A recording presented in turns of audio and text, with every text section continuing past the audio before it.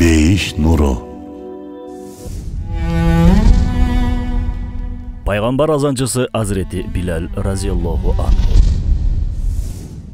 Көпшілік бейіш менен сүйіншіленген 10 сахаванын аттарын толық билишпесе да, бұл сахаванын атын жазбай таанышат.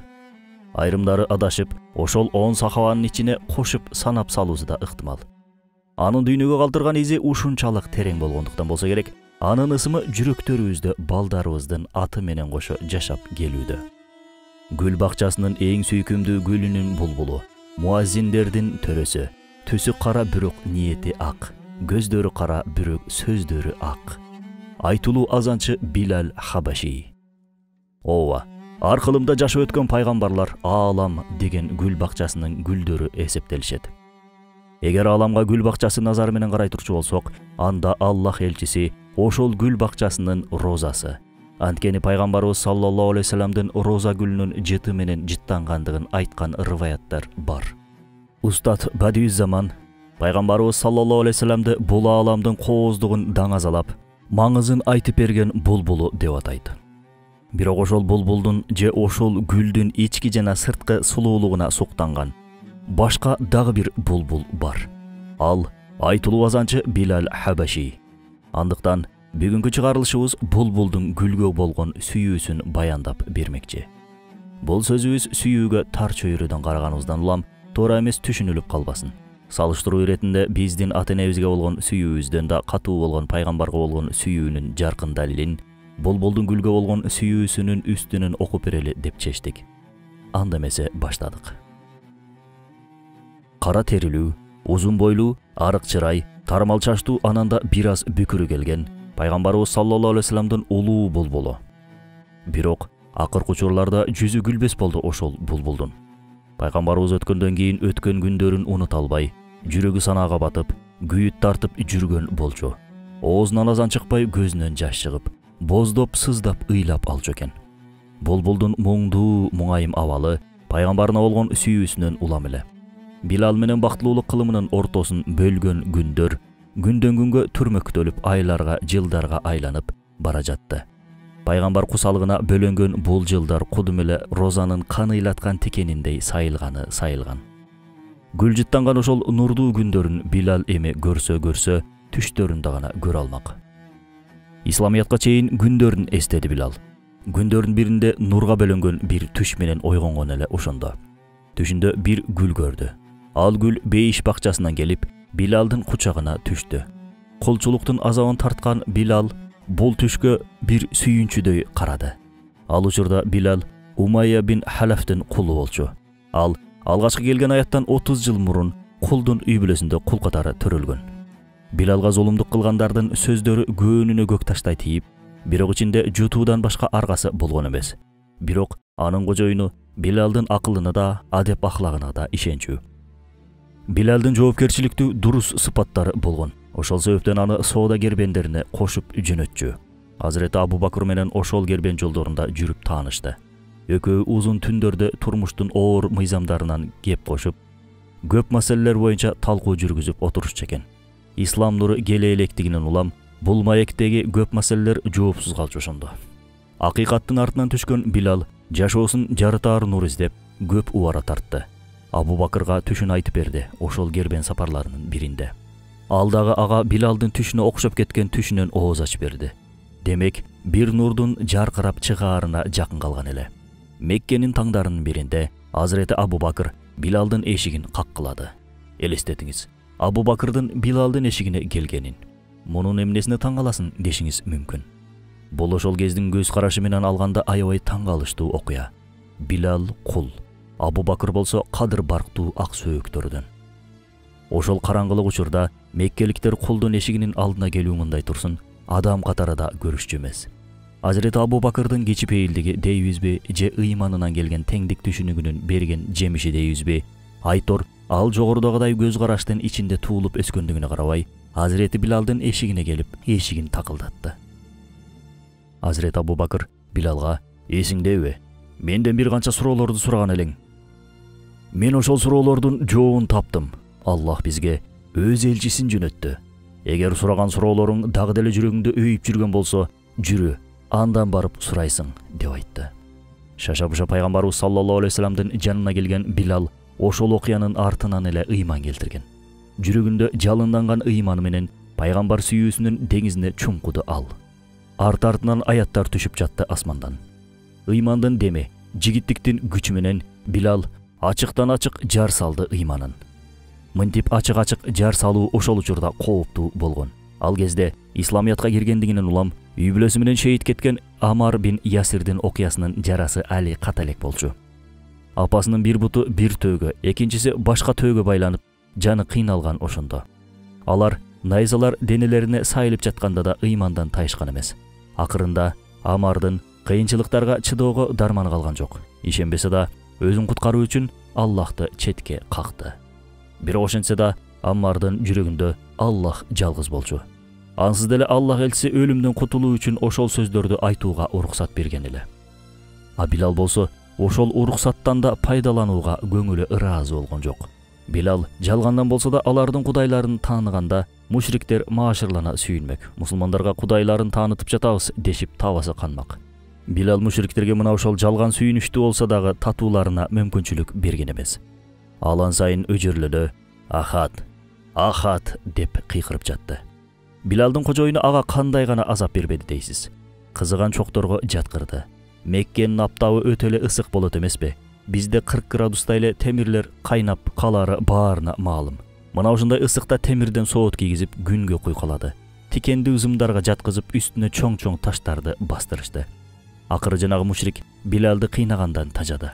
Бирок Билал таптакыр багынган жок. Чарасыз калган Умайя бин Халаф аргасыз калып: «Ичиңден кимге ишенсең ишен, керек болсо мейли биздин кудайларды деле тааныба. Бирок бир ооз ушул чычканды Кудай деп, же болбосо могу куртту Кудай деп, же өзүң каалаган башка нерсени Кудай де. Болгону ошол. Ахат деген сөзүңдү токтотчу. Сени кыйнагандан чарчадым. Мен айтканды эле айтып койсоң коюп жиберем» дегенге чейин барды. Билал анын эч бир сунушуна макул болуп моюн сунган жок. Анткени ал кимдир бирөөгө моюн сунгудай, кимдир бирөөнүн кулу эмес болчу. Ал жалгыз гана Аллахтын кулу болгон жана анын гана буйругуна моюн сунган.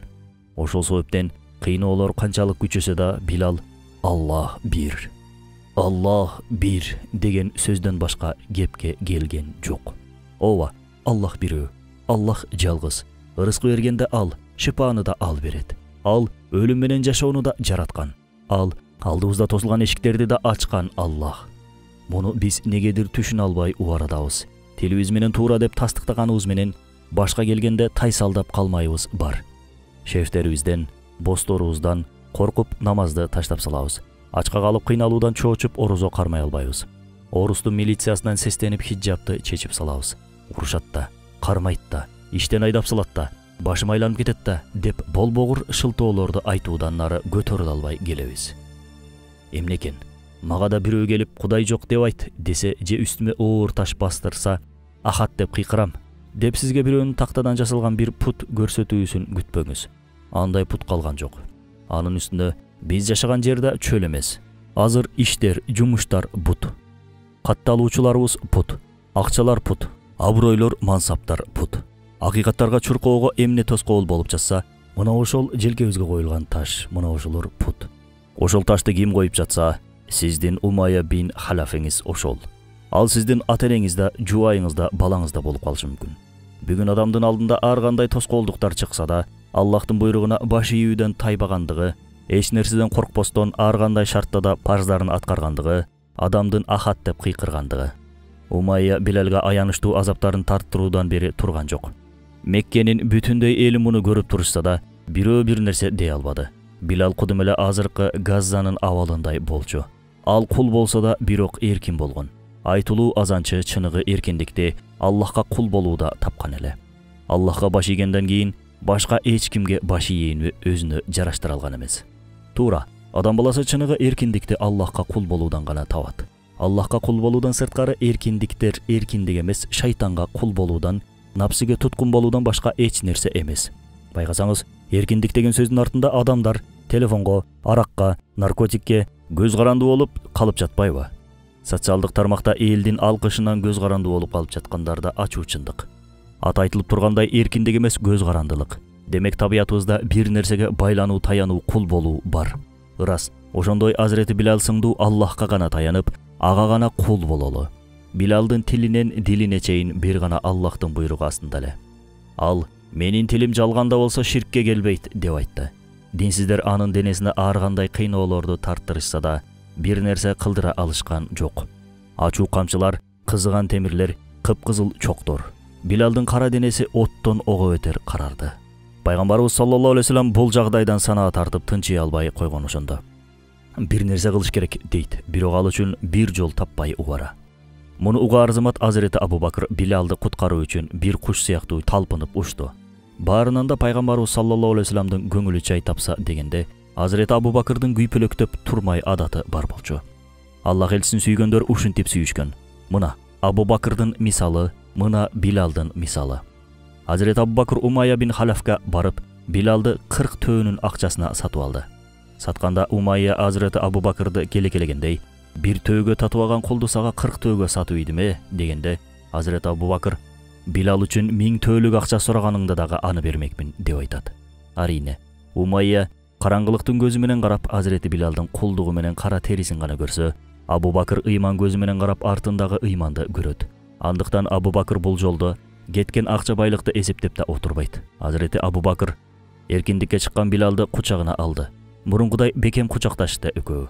Анын артынан Билал акыркы күчү менен Аллах элчисине чуркады. Гүлжүттүү пайгамбар аны эшиктен тосуп алды. Ошол учурда хамд, тасбих, такбирлер айтылды. Аркамдын үйүндө болчу. Мына ошентип булбул тикендерден басып өтүп, гүлүнө жеткен эле. Билал пайгамбардын нур менен мээримге толо жүзүнө карап, баардык тарткан азаптарын унутуп салды. Гүлдүн жалбырактай жумшак колунан кармаган бойдон башка коюп жиберген жок. Күндөрдүн биринде Умар Билалды мечитте бийлеп жүрөт деп арызданды. Аллах элчиси Билалды чакырып себебин сураганда, Билал ойлоп оюма хидаяттын сенин колуңда болбой калганы кандай жакшы деген ой келди. Карасам, Аллах сизге бүт нерсени бериптир. Тоо таштан тартып күн айга чейин баары сиздин буйругуңуз астында экен.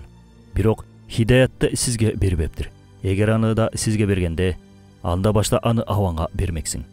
Курайштын ошончо чоңдору турганда бул бечара Билалга кезек жетер беле же жетпес беле белгисиз. Ошону ойлоп шүгүр кылдым. Хидаят Аллахтын гана колунда болгону кандай жакшы.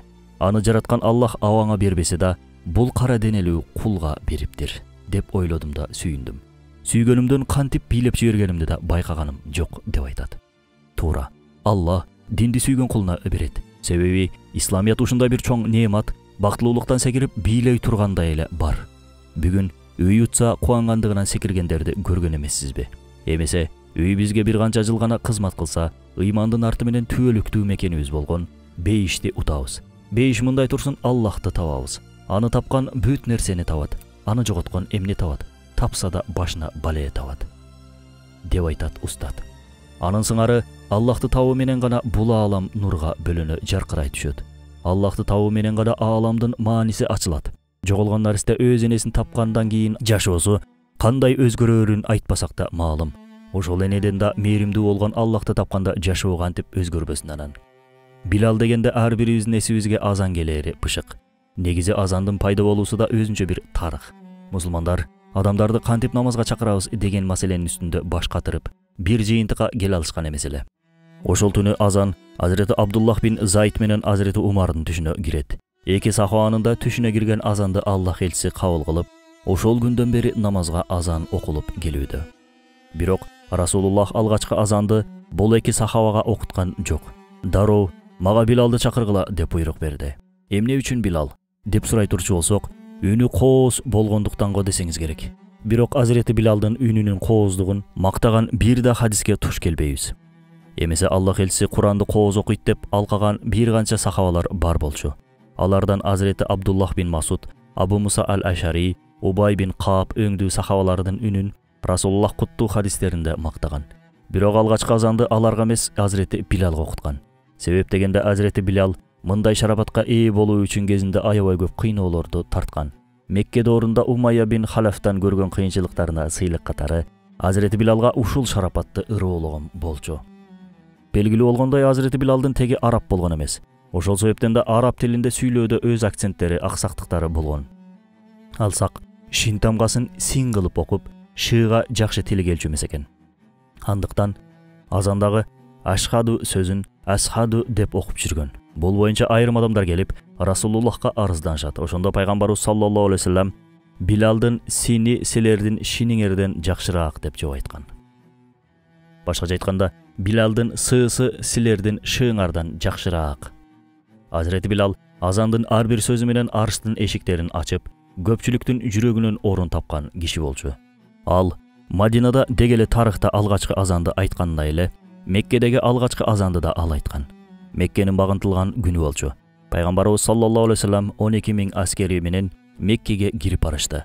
Аллах элчисинин төбөсүнүн үстүндө сажда кылып кирип бара жатканын көргөн адам жеңген эмес, жеңилген кол башчы деп ойламак. Ооба, аны канчалык тааныган сайын анын адебине, кичипейилдигине ушунчалык суктанып, ушунчалык сүйүп барат киши. Мушриктер баарыбызды кылыштаса керек деп коркуп турганда, аларды кечирип салган. Мекке доорунда алардын ошончо кылган жамандыктарына карата ар ким эле кечирим көрсөтө алчу эмес. Кечире билүү улуу инсандарга гана жарашмак. Анын адеп ахлагын, фазилеттерин көрүшүп, алар да ыйманга келишти. Пайгамбарыбыз саллаллаху алейхи вассалам Билалды чакырып, ага Каабанын үстүнө чыгып азан айт деди. Диндин тиреги болгон шахадаттарын азан менен жар салуу ыйык сүннөт. Каабада ошол азан менен путтардан арынып, эркиндикке жетишти. Бир топ мушриктер күйүп гүл болуша, атам эрте өлүп жакшы болгон экен эле. Болбосо ушул кара карганын ошол жакка чыкканын көрмөк экен дешти. Алардын аттарын айтуунун кажети жок. Анткени алар пайгамбарыбыз саллаллаху алейхи вассалам алардын эмне дегендиктеринин ар бир тамгасына чейин айтып бергенден кийин мусулман болушат. Мекке жана Мадинанын алгачкы азан айткан Билал 3-чү ыйык жерибиз аталган Кудустун да алгачкы азанын айткан. Анда Азирети Умардын доору болчу. Билал ал кездерде Шам жактарда жүргөн. Азирети халифа Умар атайын чакыртып, Расулуллах Мекке Мадинаны алгачкы азанын сага айттырган. Кудустукунда сен айт деп буйруйт. Ооба, Билал пайгамбарыбыз саллаллаху алейхи вассаламдын азанчысы болчу. Куттуу пайгамбар Арихна, я Билал, биздин чээрди жасчы дегенде, Азирети Билал кубанычы койнуна батпай азанды созо баштачу дешет. Бир жолу Аллах элчиси караса, Азирети Билалдын бир колунда короз, биринде бычак. Пайгамбарыбыз азанчы да азанчыны муздайт бекен, эй Билал деп тамашалайт. Бул тамашага баары жылмайган. Ооба, тамаша бирөөнүн көңүлүн оорутуу үчүн эмес, адамдын көңүлүн көтөрүү үчүн айтылат. Ананда пайгамбарыбыз саллаллаху алейхи вассалам тамашалашса да эч жалган аралаштырган эмес. Ал өз хадисинде короздар да азанчы, силерди намазга ойготушат. Алар периште көргөндө кыйкырышат десе, башка хадисте корозду сөкпөгүлө, анткени ал силерди багымдатка ойготот деп айткан. Дагы бир башка хадисте короздун кыйкырганын укканыңарда Аллахтын сыйын жана икрамын сурагыла, анткени ал бир периште көргөн дейт. Дал ошол короз сыяктуу Азирети Билал да элди намазга ойготчу. Ошондой таңдардын биринде гүлдөрдүн мырзасын ойгот алган жок. Тагырага уктап жатат деп ойлоду Билал. Эмесе ал учурда Расулуллах таңкы намаздын сүннөтүн окуп жаткан. Билал болсо азан айтып жатып, келген эргүү менен намаз уйкудан жакшы деген сөздү кошуп коет азанына. Пайгамбарыбыз саллаллаху алейхи вассалам, эй Билал, бул не деген керемет сөз? Багымдат намаздарына азан айтаарда эми ушул сөзүңдү кошуп айтып жүрбөйсүңбү деди. Ошондон тарта таңкы намаздын азанында ассалату хайрун минан наум, башкача айтканда намаз уйкудан жакшыраак деген сөз кошулуп айтылып келбүдө. Пайгамбарыбыз саллаллаху алейхи вассалам сахабалары менен Табук жүрүшүнөн кайткан эле. Жол азабы көр азабы болуп, баары аябай чарчашкан болчу. Ошондо жолдо түнөп калууну чечишет. Намазга ойготуу милдети ар дайымкыдай Азирети Билалда. Аба өтө салкын, бир аз адамды чыйрыктырат. Андыктан Азирети Билал төөнүн жылуу жоонуна жөлөнө мемиреп уйкуга кирип кетет. Турушса эле күн чакчайып төбөдө турат. Аллах элчиси, эй Билал, эмнеге намазга ойготподуң деп сураганда, сиздердин көзүңүздөрдү аштырбаган кудурет менин да көзүмдү аштырган жок деп жооп берген экен. Намаз казы болду. Бирок шылтоо менен пайгамбарыбыз саллаллаху алейхи вассалам каза намазын кандай окулуусунун үлгүсүн көрсөтүп берди. Азирети Билал элүүгө чыкканда үйлөнүүнү чечет. Жуучулукка барганда мен Билалмын, Расулуллахтын минтип мактаган деп мактаса жарашмак. Бирок Азирети Билал андан да жарашыктуу болгон кичипейилдик менен барган эле. Өтө кичипейил болчу чынында. Кыздын атасына, эгер кызыңды мага берсең, алхамдулиллах дейм, алып кете берем. Бербесең, Аллаху акбар деп кайтып кетем деп айтат. Азирети Билалдын бул абалы да, бул сөзү да өзүнчө бир өрнөк. Арадан жылдар өттү. Булбул алгачкы күндөн тарта Гүлдүн жанынан ажыраган жок. Бирок тилекке каршы ажырашуу сааттары жетип келген эле. Ооба, ар бир нерсенин бир өмүрү, бир аягы болоору айныбас чындык. Айшенебиздин ач кыйкырыгын укканда Билал таштай катып калды. Кудум эле бир өлүп тирилгендей абалда эле. Пайгамбары менен ачылган бүткүл гүлдөр соолуп, пайгамбары менен тааныган баардык өңдөр өчүп, бозоро төштү. Ажырашуу кандай гана жаман. Пайгамбардан ажыроо андан беш бетер жаман. Күн сайын анын жетин кумсап уйкуга кетүү кандай жаман. Биз пайгамбарыбызды көрбөдүк. Ансыз ааламды билгенибиз менен, аны менен жүрүү кандай экенин, андан ажыроонун кандай болоорун да биле албайбыз. Ошол себептен Азирети Билалды түшүнүү биз үчүн кыйын. Билал ушундай кайгыга баткан эле, ыйлыбудан көз жаштары кургап бүткөн болчу.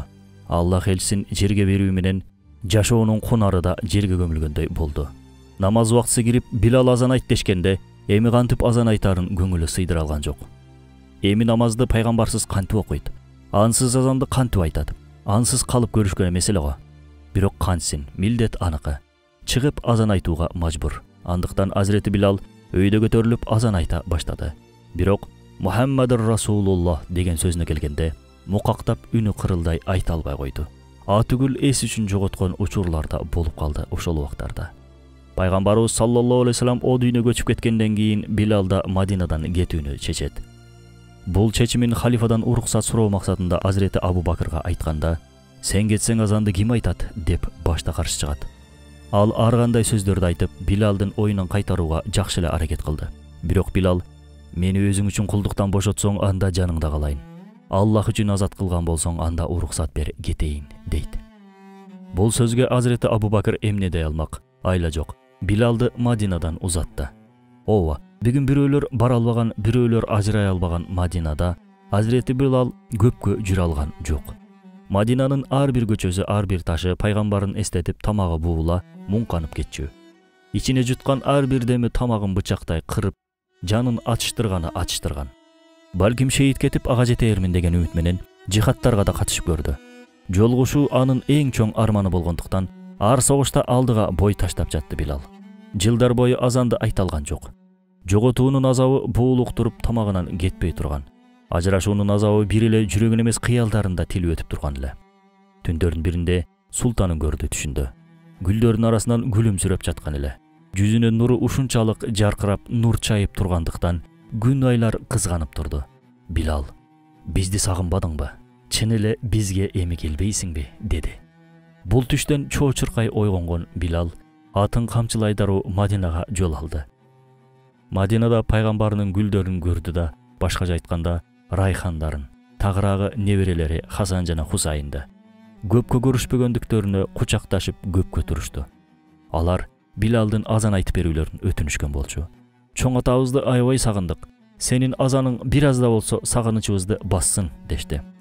Алардын көңүлүн кыя албай Билал макул деди. "Акыркы жолу силер үчүн азан айтайын. Силер анын гүл жытын алып жүрсөңөр, силерди кантип кыймагалым?"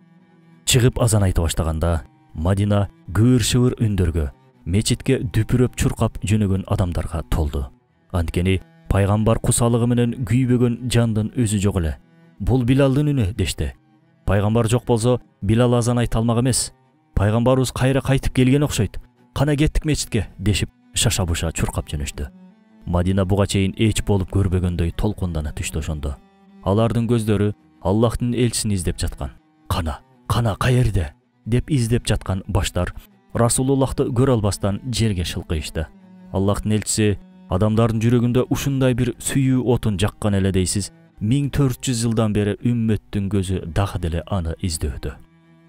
Азирети Билал Мадинадан Шамга кайткандан кийин өлүм оорусуна чалдыгат. Жубайы: "Эй Билал, ажырашуу сааттары кандай азаптуу да, өлүм кандай аянычтуу" дейт, көзүнөн жашын төгүп. Азирети Билал: "Андай дебе. Жолугушуу кандай жакшы, Мухаммадка жетүү кандай ширин" деп жооп берген экен. Азирети Билал 60 жыл жашады. Анын тең жарымы караңгылыкта өтсө, тең жарымы исламияттын нур астында өткөн. Анын бейнесин окуя сыяктуу угуу оңой. Биз өзүбүзгө сабак чыгаралы. Билал сыяктуу болууга аракет кылбасак, ал тууралуу таң атканча сүйлөшүүдөн не пайда? Биз учурдун Билалы боло алабызбы? Акыйкатта ааламга жар салып, ар дайым ахат деш менен кабырдагы пайгамбарды сүйүнтө тургандардан боло алабызбы? Жакшы иштердин тоскоолдуктары көп болот дейт Падиюзаман. Андыктан кээде тоскоолдуктар чыгат, тикендүү жолдордо жүргөндөй болобуз. Ошол учурда да Билал сыяктуу ахат дей алабызбы? Пайгамбар уруусунан болууда Абул Ахаб болууга тоскоол болбогондой эле, кул болууда Билал болууга тоскоол эмес. Андыктан эч кандай шылтообуз жок. Азыр исламияттын баатыры болуу убагы, Азирети Билал болуу убагы. Аллах бизди Билалдардан кылсын.